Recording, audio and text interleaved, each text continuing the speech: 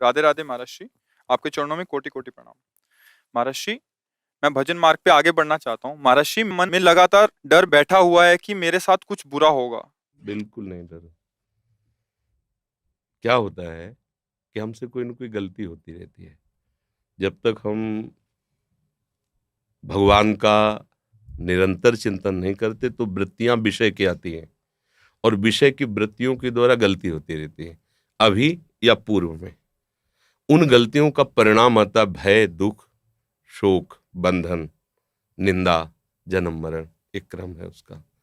ये जो मन में भय आया है ना, ये कोई पूर्व का कर्म है जो अज्ञान आवृत करके मुझे भयभीत कर रहा है। एक जगह ऐसी जहां आपको कोई भय नहीं सता सकता, वो है भगवान के चरणारविंद।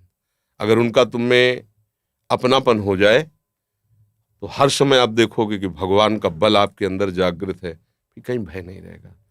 हमारा मन कई तरह से भयभीत होता है। हमारी प्राप्त सुख सामग्री न नष्ट हो जाए, हमारा प्राप्त सम्मान न नष्ट हो जाए, हमारा प्राप्त पद न नष्ट हो जाए, हमें प्राप्त ये शरीर न नष्ट हो जाए, इन्हीं बातों का भय रहता है।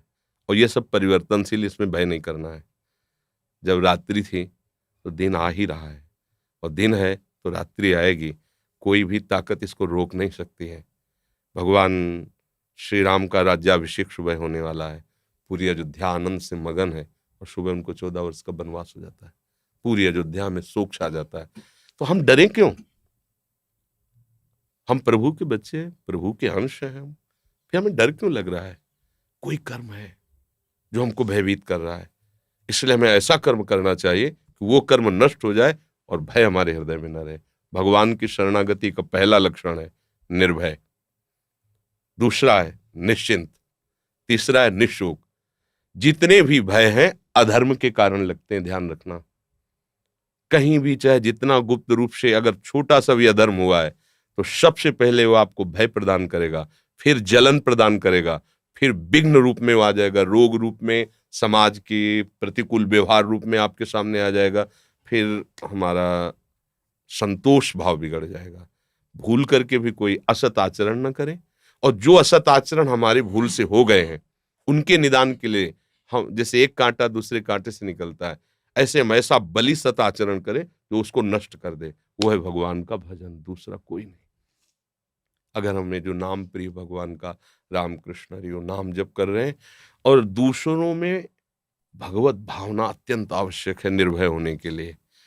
जब तक हम किसी को व्यक्ति मानते रहेंगे तब तक हमें भय लगा रहेगा। हमें ये है कि ये व्यक्ति संचलित भगवान से है, और भगवान मेरे हैं, तो ये वही करेगा जो मेरा कल्याण होगा, मेरा मंगल होगा। ये बिल्कुल मेरा मंगल नहीं कर सकता। आप तो इतनी अवस्था के हैं। प्रहलाद जी 5 वर्ष की अवस्था के थे। हिरण्यकश्यप त्रिभुवन पति था, सारी शक्तियां उसके हाथ में थी, और जो मन भाया सो किया प्रहलाद के साथ। आग में जलाया, क्या क्या नहीं किया। इतना भी नहीं डरे, और ना किसी भी तरह का उनको ताप प्राप्त हुआ। बस उनको था मेरा भगवान है, मेरा भगवान सर्वत्र है, वो मुझे बहुत प्यार कर रहा है, मेरी सुरक्षा भगवान कर रहा है। एक तपस्वी परीक्षा लेने के लिए चक्रवर्ती सम्राट महाराज अम्बरीश जी के पास जाता है, केवल इस बात से कि मैं तपस्या का धनी हूं, ये राजा होते हुए मेरे से भक्ति में कैसे बड़ा माना जा सकता है। परीक्षा के लिए गए और उनसे चूक हो गई। इतने महाभागवत को उन्होंने दोष ना होने पर दोषारोपण कर दिया। वो एक आगे कथा है लंबी, और कृत्या उत्पन्न कर दी। एक कदम पीछे नहीं हटे अम्बरीश जी, ऐसे ही खड़े रहे, क्यों उनको पता है मैं भगवान का हूं, सब में भगवान की सामर्थ्य है। अगर ये कृत्या का विधान भगवान ने किया मुझे नष्ट करने को, तो नष्ट कर सकती, अन्यथा नहीं। क्या हुआ? सुदर्शन चक्र प्रकट हो गया, कृत्या को नष्ट किया, और दौड़ा करके पूरे त्रिभुवन में जलाया। दुर्वासा जी को मारा नहीं, क्योंकि वो भी भगवान के जन थे।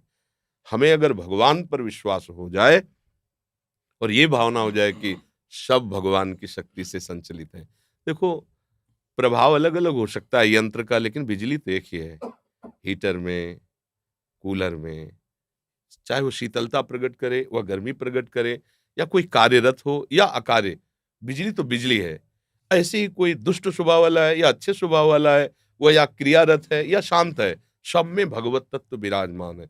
हमें ये बात आ जाएगी, तुम निर्भय हो जाएंगे, निश्चिंत। मेरे पास जो कुछ है वो कितना है? इतना छोटा सा है, अनंत ब्रह्मांड है। उन ब्रह्मांडों को रचने वाले भगवान को कितना समय लगा है ब्रह्मांड रचने में? इतना, इसे निमेष कहते हैं। इतना निमेष, भ्रकुट विलास, इतना भ्रकुटी विलास सृष्टि लय हुई, इतने समय में रच गया है। तो मेरे मालिक हैं। अगर किसी कारण से मेरा पद जाता है, मेरा प्रभाव जाता है, मेरी संपत्ति जाती है, मेरी अनुकूलता जाती है, तो मेरे स्वामी 1 सेकंड में इससे बड़ी अनुकूलता दे देंगे।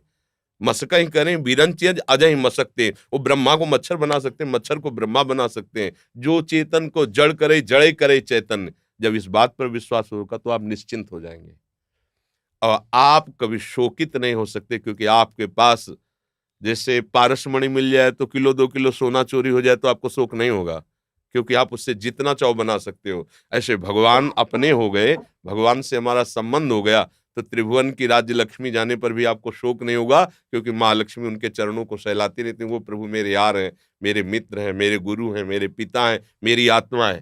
तो निश्चिंतता, निर्भयता, निशोकता तभी रह सकती है जब हम प्रभु का आश्रय लें और निरंतर नाम जप का अभ्यास करें। अंदर ही अंदर जो नाम आपको प्रिय हो वो स्मरण करते रहें और कभी दूसरे का अहित ना होने दें। भगवान ने जो आपको सेवा दी, जो आपको पावर दिया, वो भगवान का पावर है। आप उसका प्रयोग करके भगवान की पूजा कीजिए। अगर लगता है ये अधर्म है तो चाहे कोई मारे भले हमें, हम उसका साथ नहीं देंगे। अगर लगता है धर्म है तो चाहे कोई मारे हमें, हम उसका साथ नहीं छोड़ेंगे। इसमें भगवान प्रसन्न हो जाते हैं।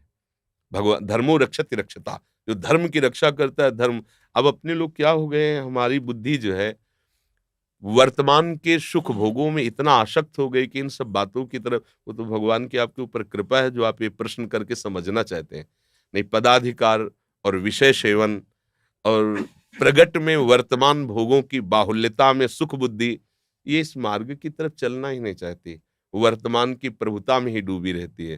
फिर उसका भविष्य बहुत गिरा हुआ होता है, क्योंकि अगर हमारे सत आचरणों के प्रभाव से पद मिला है, सेवा मिली है, और अगर हमने सत आचरण अब संग्रह नहीं किए तो पूर्व के खत्म हो जाने के बाद हमारी गति खुद हम देख लेंगे कि हमारा निर्णय क्या होगा। ये टिकाऊ नहीं है, न ये शरीर टिकाऊ है, न ये पद टिकाऊ है, न ये संपत्ति टिकाऊ आपके पास जो है। ये कभी किसी और की थी, ये पद किसी और का था, कल किसी और का होगा। ये सृष्टि का क्रम है। आपको सेवा मिली है, सेवा कर लीजिए और स्वामी को प्रसन्न कर लीजिए, तो ऐसा पद मिलेगा जो कभी परिवर्तन नहीं होता। वो उनके चरणारविंद है, उनका सानिध्य।